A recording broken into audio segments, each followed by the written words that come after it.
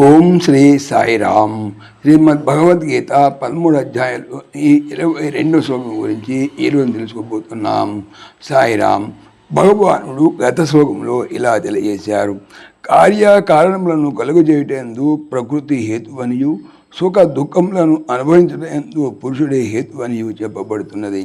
అయితే ఈరోజు చెప్పుకునేటువంటి 22 శ్లోకంలో ఇలా తెలియజేస్తున్నారు. పురుషః ప్రకృతిస్థో హి భుంగే ప్రకృతిజాన్ గుణాన్ కారణం గుణసంఘోస్య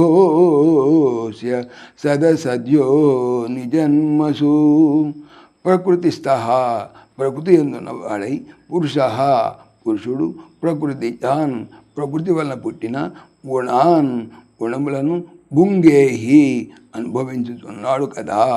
గుణసంగ గుణములతో కూడికయే అస్య ఈ జీవనకు సదసద్యోని జన్మసు మంచి చెడ్డ జన్మములెచ్చుటయందు కారణము అయ్యున్నది.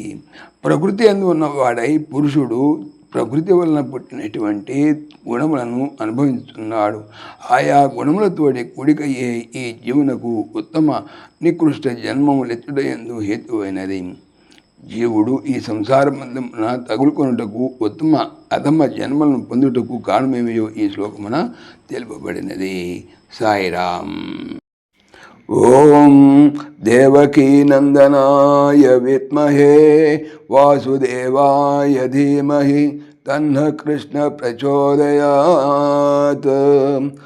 ఓం సర్వం శ్రీకృష్ణార్పణమస్తు. జై శ్రీకృష్ణ. జై జై శ్రీకృష్ణ. ఆత్మీయులకు మనవి, ఈ ఛానల్తో పాటుగా అనంత మహిమల శ్రీ సత్యసాయి అనే ఛానల్ మరియు భక్తి పరిమళ టీకా భాగవతం అనే భాగవత ఛానల్ను స్వామి నా చేత చేయించుతున్నారని మనవి చేస్తున్నాను. వీటికి సంబంధించిన లింక్స్ డిస్క్రిప్షన్లో చూడవచ్చు. జై శ్రీకృష్ణ.